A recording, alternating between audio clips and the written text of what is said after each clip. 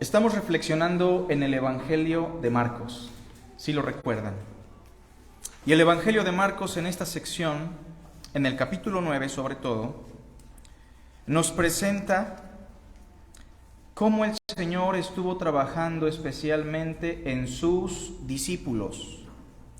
Tal vez los primeros capítulos de Marcos tienen que ver más con el cómo el Señor le sirvió a la comunidad predicándoles el Evangelio del Reino, echando fuera demonios y haciendo muchos milagros.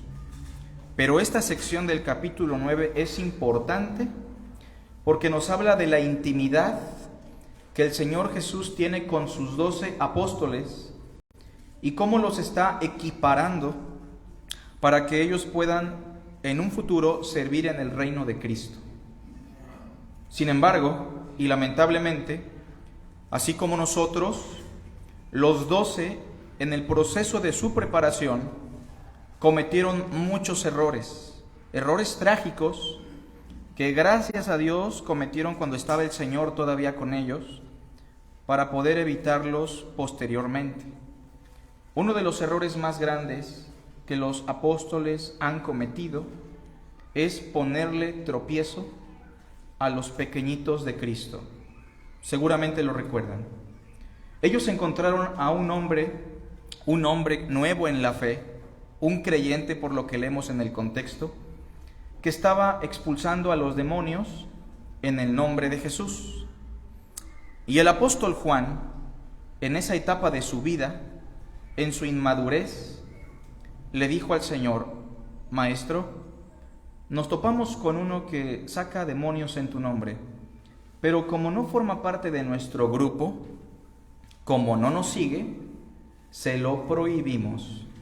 ¿Se acuerdan de esa experiencia? Juan, el apóstol del amor, reflejando carencia de amor. Y eso es normal porque los cristianos tenemos un proceso de madurez donde muchas veces de lo que adolecemos es del amor. Jesús les dijo: no se lo prohíban, porque no hay nadie que haga bien en mi nombre que después pueda decir algo mal acerca de mí. Y entonces el Señor, a partir de esa experiencia trágica, les empieza a hablar de los tropiezos. Y déjenme recordarles que la palabra tropiezo es la palabra griega escándalo. O sea, escandalizar a alguien, tenderle lazo, ponerle una trampa, o como dice el texto griego en la parte de más arriba, le pusieron una barrera para avanzar en su vida cristiana. Es uno de los aspectos que el Señor más condena. Ay del mundo por los tropiezos. Sin duda alguna, imposible es que no vengan los tropiezos, mas ay, que es una expresión de maldición contraria a la bienaventuranza, mas ay de aquel por quien vienen los tropiezos. Mejor le sería que le atasen una piedra de molino de asno, que pesa más o menos 1,5 toneladas, y que lo arrojen a lo profundo de la mar, que haga tropezar a uno de estos pequeñitos que creen en mí. Bueno, eso ya lo platicamos un poquito, pero hoy quiero que hablemos de otro tipo de tropiezos. Muchos tropiezos de los que encontramos en la Biblia son tropiezos que vienen de nuestro propio corazón y para nuestro propio mal. Nos perjudican a nosotros. Es por eso que hoy vamos a reflexionar sobre una advertencia ante la problemática de nuestros tropiezos. Sí, usted es tropiezo para usted muchas veces. El ser humano es el gran problema del ser humano. El corazón del problema es el problema del corazón. Y muchos de los tropiezos que nosotros cometemos en nuestra vida cristiana o como seres humanos, muchas veces trascienden a una magnitud que muchas veces no dimensionamos. Así que hoy hablamos de una advertencia ante la problemática de nuestros tropiezos. Demos lectura a Marcos capítulo 9, por favor. Versículo 43 al 50. Marcos 9, del verso 43 al versículo 50.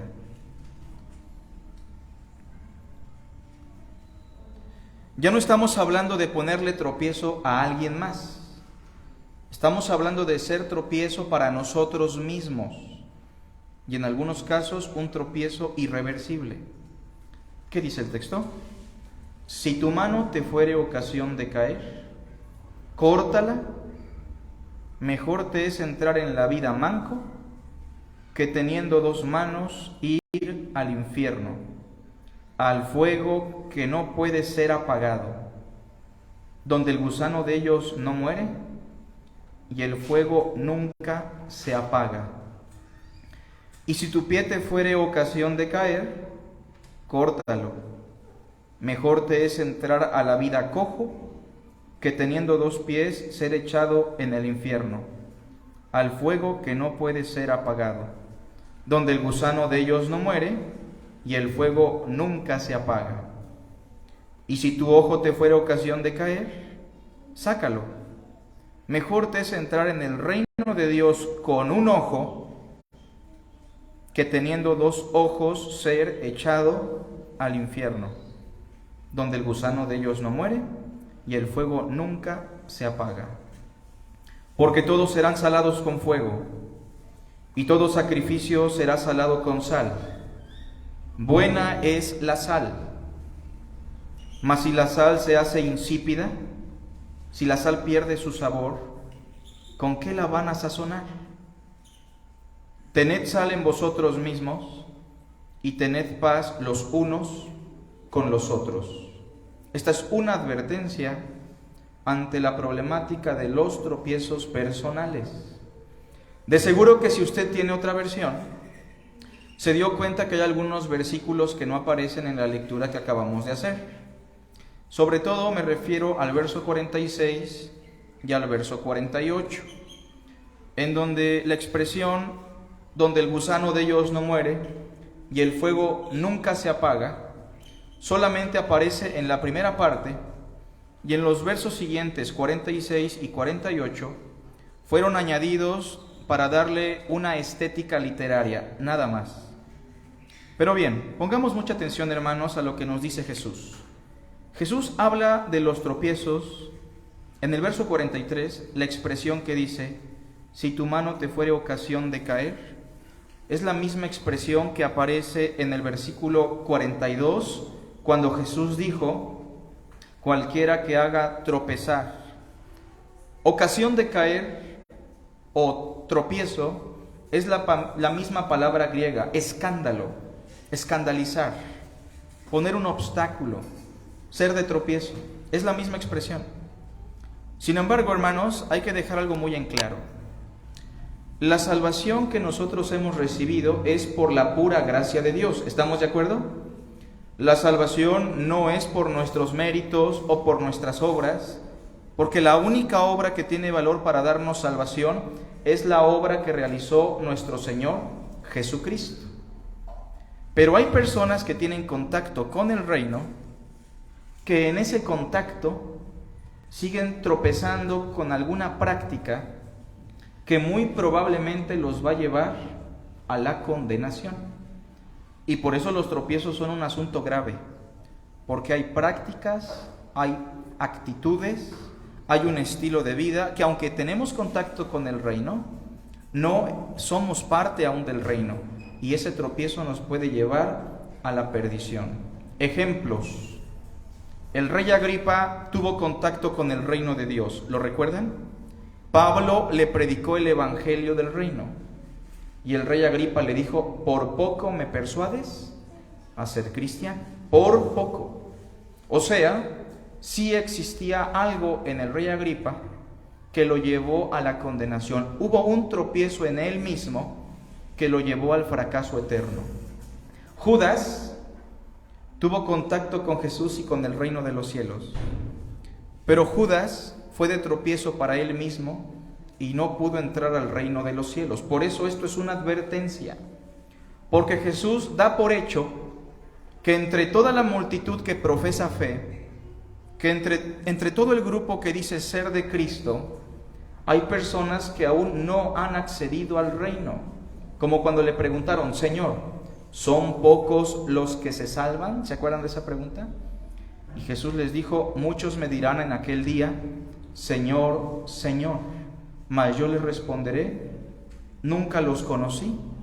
Apartaos de mí, hacedores de maldad.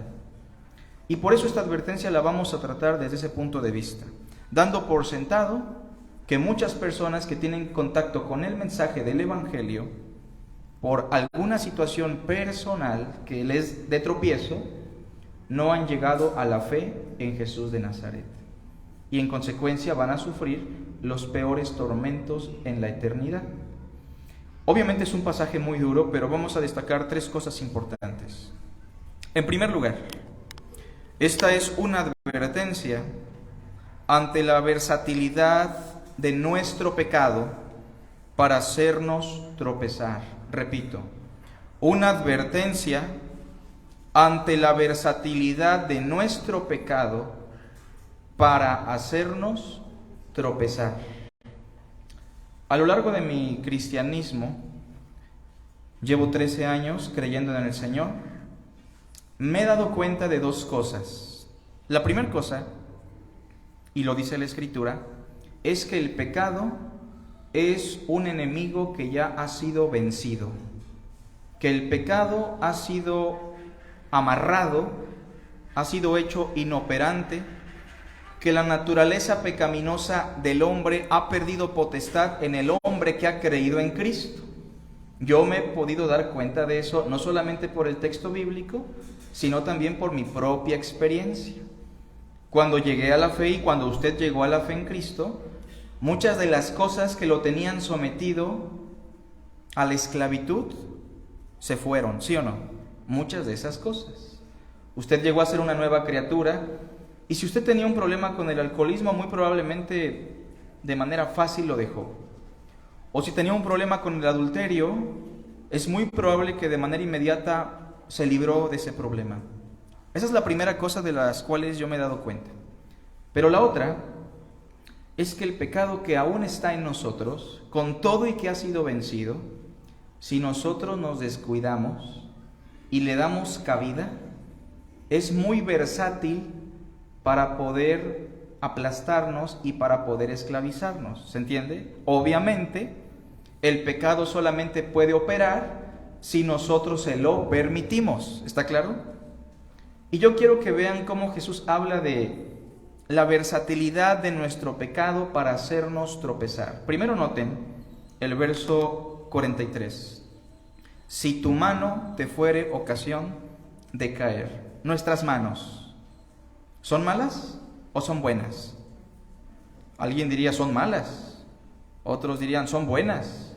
La Escritura diría la carne solamente es carne. Eres polvo y al polvo volverás. Las manos simplemente son carne, son un vehículo del pecado o de la injusticia. ¿Se entiende? Pero nuestro pecado puede manifestarse a través de nuestras manos, a través de nuestras acciones perversas, si nosotros se lo permitimos. ¿Qué dice el versículo 45? Y si tu pie te fuere ocasión de caer. Nuestros pies tampoco son malos, ¿estamos de acuerdo? Nuestros pies pueden tener muchos defectos, menos ser malos ontológicamente hablando. ¿Qué es el pie y la mano? Una parte del cuerpo y nada más. Pero nuestros pies también pueden servirnos para hacer cosas que están en contra de lo que a Dios le agrada. Versículo 47. Y si tu ojo te fuere ocasión de caer. O sea, no sé si nos estamos dando cuenta que el pecado es muy versátil para poder dominar al hombre, ¿se entiende? Y va a tomar cualquier situación, cualquier experiencia, cualquier momento o cualquier miembro de nuestro cuerpo para llevarnos a pecar. El pecado no es alguien, obviamente. El pecado es una naturaleza, es una condición. Pero al pecado lo estamos personificando para darle vida literaria. El pecado se vale de cualquier situación y es más peligroso que el mismo Satanás.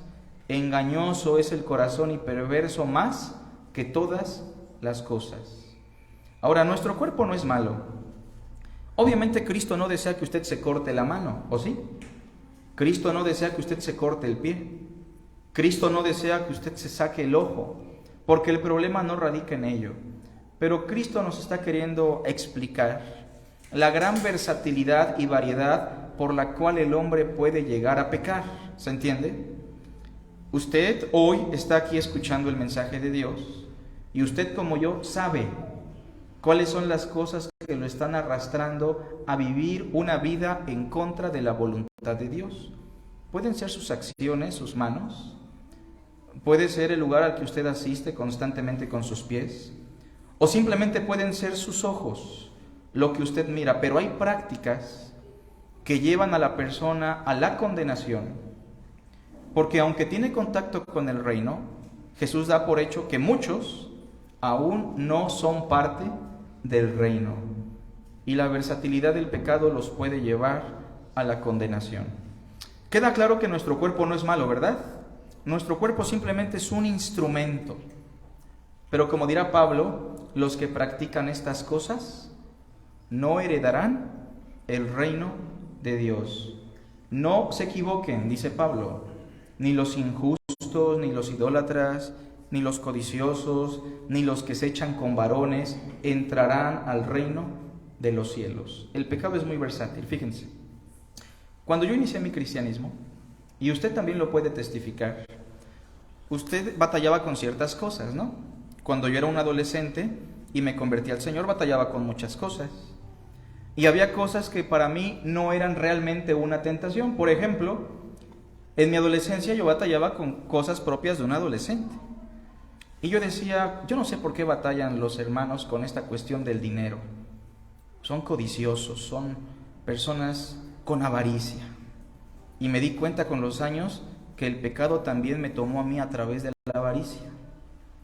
A veces yo decía, no es posible que estos hermanos batallen tanto con el trato con su esposa, con sus hijos, con su familia. Yo con eso no batallaba. Y con el tiempo me di cuenta que el pecado también me llevó a pecar y a batallar en esas áreas. Es decir, el pecado es versátil y se manifiesta en las áreas que nosotros ni siquiera nos imaginamos. ¿Se acuerdan del rey David? Un rey conforme al corazón de Dios. Dios lo eligió. Un hombre honesto, íntegro, leal. Y yo creo que cuando David dijo, no voy a la guerra, aunque tengo que estar en la guerra, no voy, él nunca pensó que iba a terminar cometiendo traición y homicidio. ¿O ustedes creen que se levantó con ese pensamiento? Simplemente dijo, no voy a la guerra. Fue negligente. Él tal vez decía, yo no batallo con el adulterio, yo no batallo con ser un traidor, soy un hombre leal, pero le dio cabida al pecado. ¿Estamos de acuerdo? Y entonces David se levantó muy tarde, o sea que la negligencia lo llevó también a la pereza. Y cuando dice el texto que se levantó muy de tarde, no se levantó para trabajar o para tratar los asuntos del reino. Dice que se empezó a pasear en el terrado, ¿se acuerdan? La negligencia lo llevó a la pereza y la pereza al ocio. Y David está cayendo en un juego muy peligroso del cual no se da cuenta. Y enseguida vio a una mujer muy guapa, a una mujer con un cuerpo hermoso probablemente, y en ese momento a través de sus ojos entró la codicia, el adulterio. En ese momento pudo frenarse David, ¿sí o no?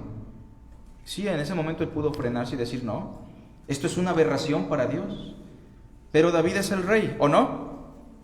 Y él debió pensar, yo tengo derecho también, trabajo mucho, maté a Goliat, he ganado muchas guerras.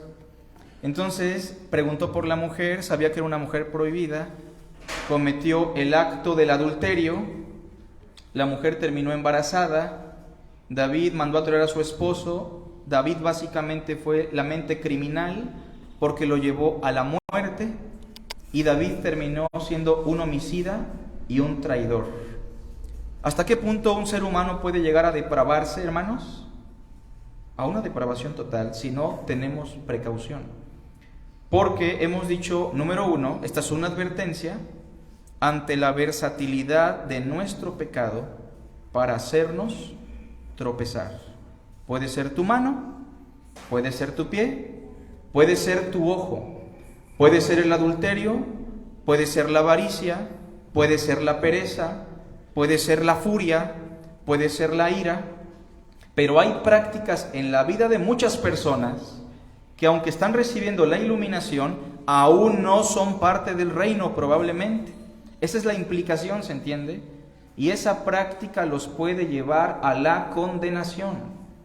Eso es muy triste, hermanos, porque a veces por una práctica, por el mero orgullo, estamos lejos de Dios y estaremos la eternidad lejos de Dios. Bueno, eso es lo primero a destacar. Una advertencia ante la versatilidad de nuestro pecado para hacernos tropezar. Pero vamos a un segundo punto. Número 2. Cristo también nos hace una advertencia que apela a nuestra responsabilidad personal. Repito, una advertencia que apela a nuestra responsabilidad personal. ¿Para qué? Para quitar el pecado que nos hace tropezar. Una advertencia que apela a nuestra responsabilidad personal para quitar el pecado que nos hace tropezar. Si usted es un cristiano genuino, damos por sentado que usted tiene el Espíritu de Dios.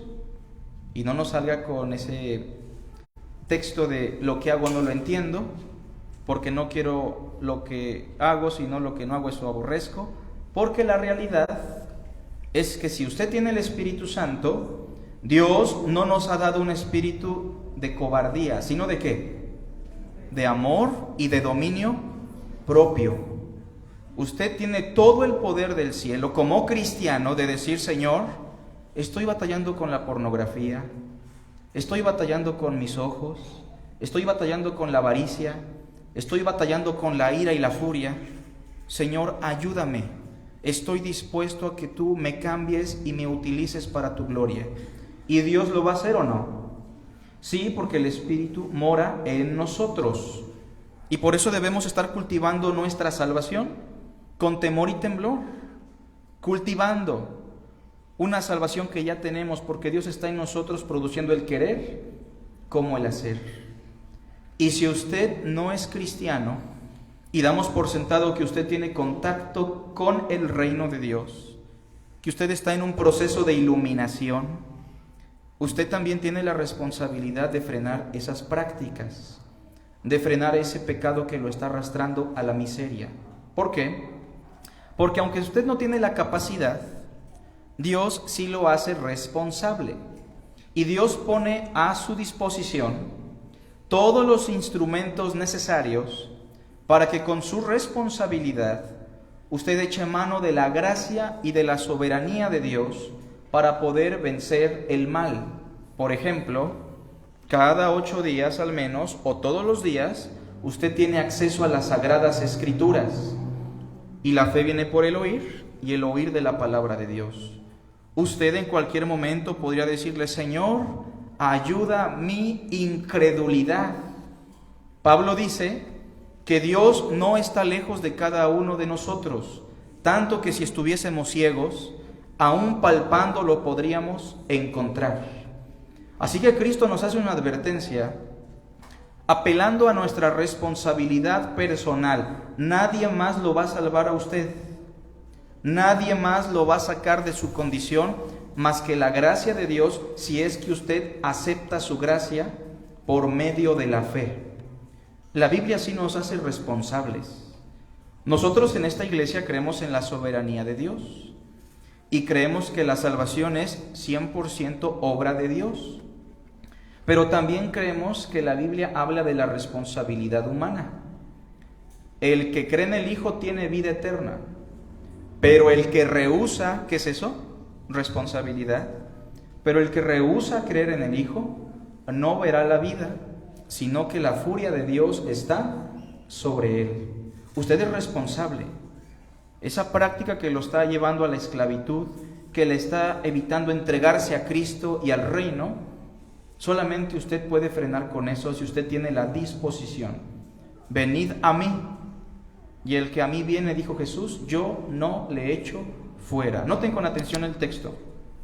Verso 43, si tu mano te fuera ocasión de caer, todos juntos, córtala. ¿Quién tiene la responsabilidad? Nosotros. No le estoy invitando a que usted llegue, agarre el cebollero y se corte la mano, ¿verdad? Es una expresión metafórica que explicaremos en un momento.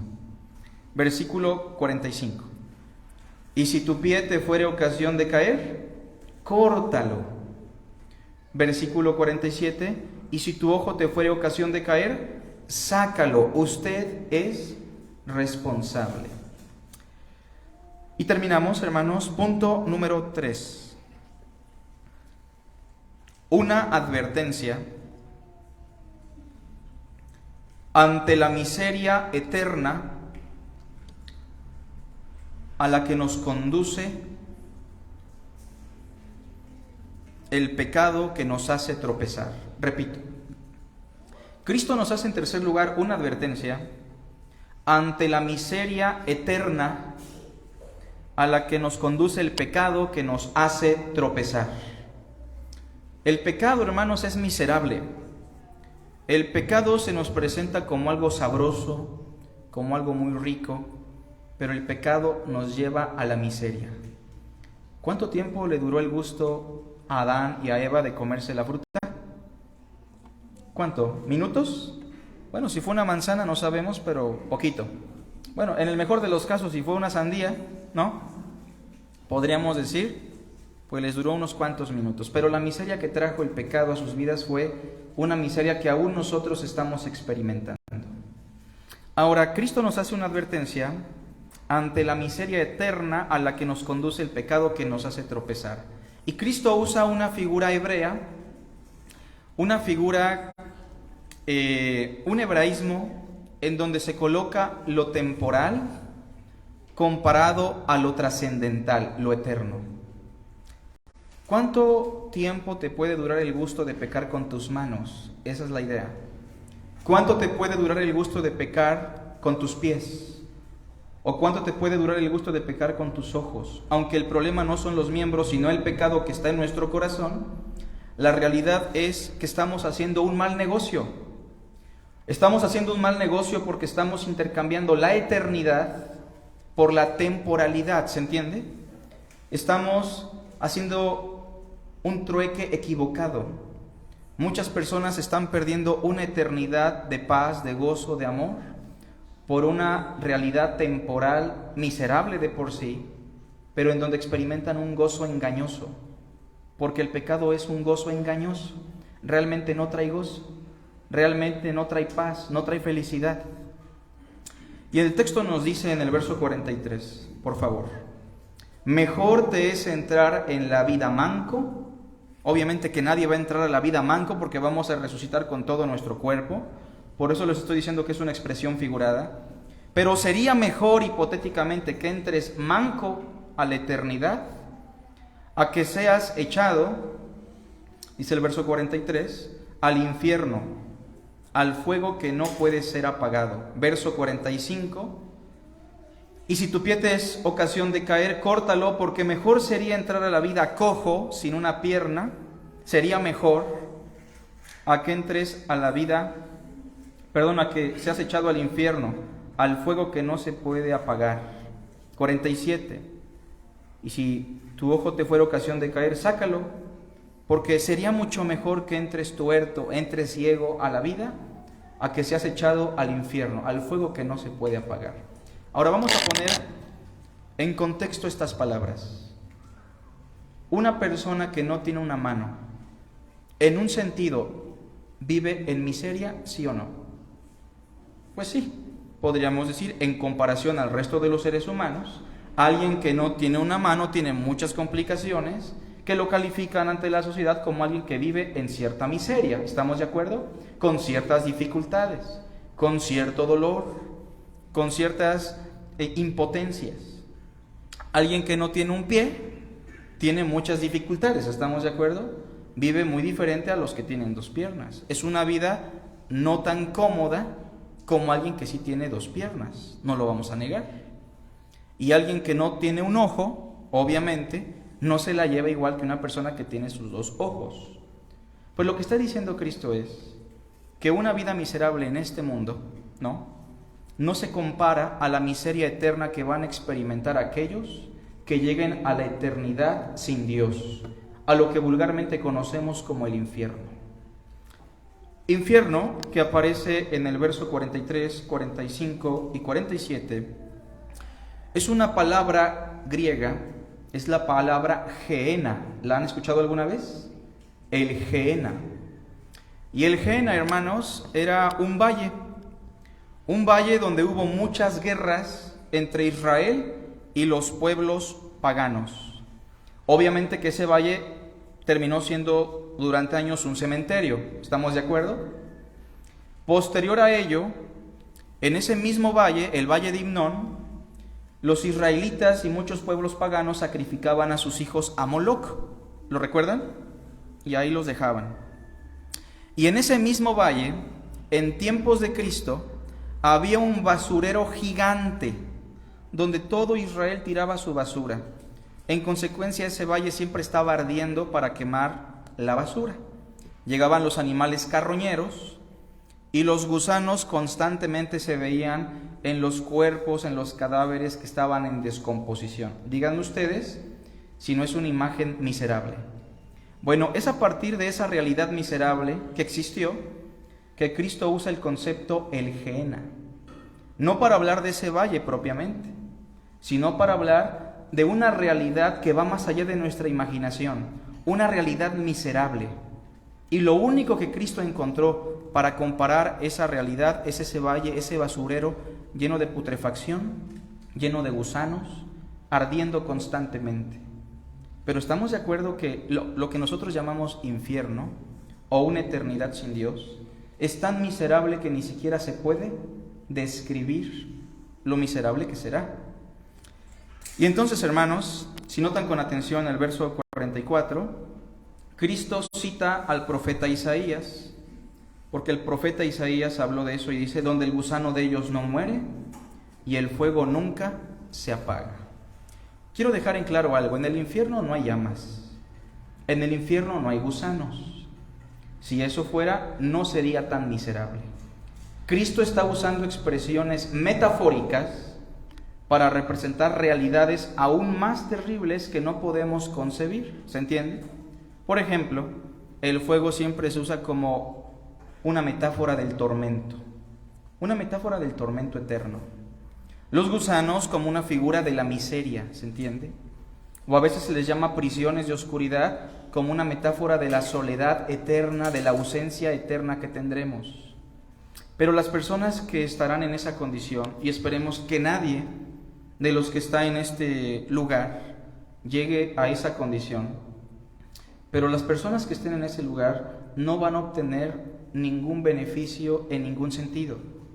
Los que resuciten sin Cristo, porque todos van a resucitar con su mismo cuerpo, proclive al dolor, proclive a las dolencias, proclive a la enfermedad. No hay cura, no hay sanación.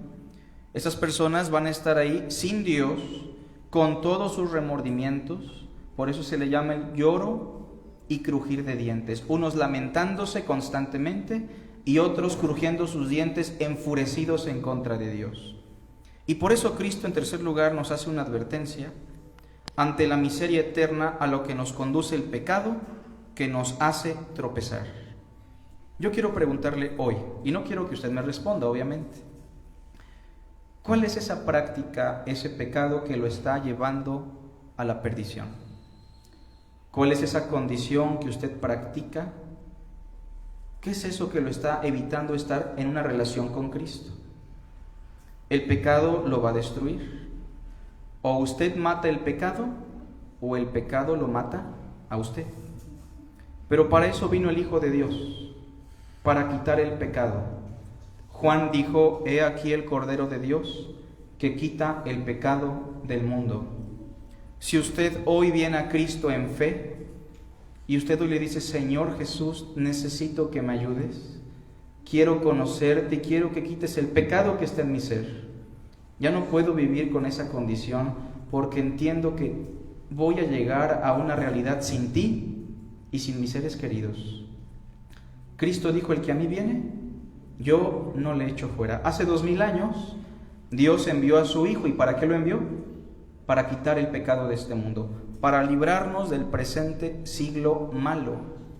Si aún nosotros, los que creemos en Cristo, pasamos por muchas angustias por causa del pecado, imagínese aquella gente que vive en dolor constante sin Dios, que están muertos espiritualmente.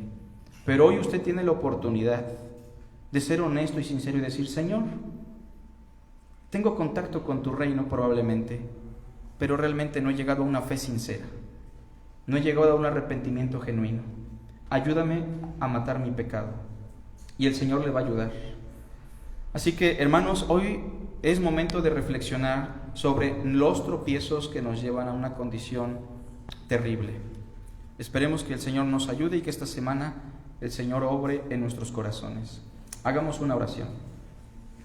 Gracias, Padre, por tu hermosa palabra y por cada persona que escuchó.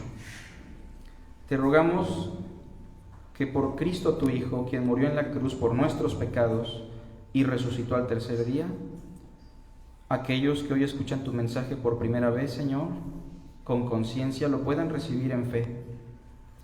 Te agradecemos por esta hermosa iglesia, Señor, por cada hermano, hermana que está aquí reunido, Señor.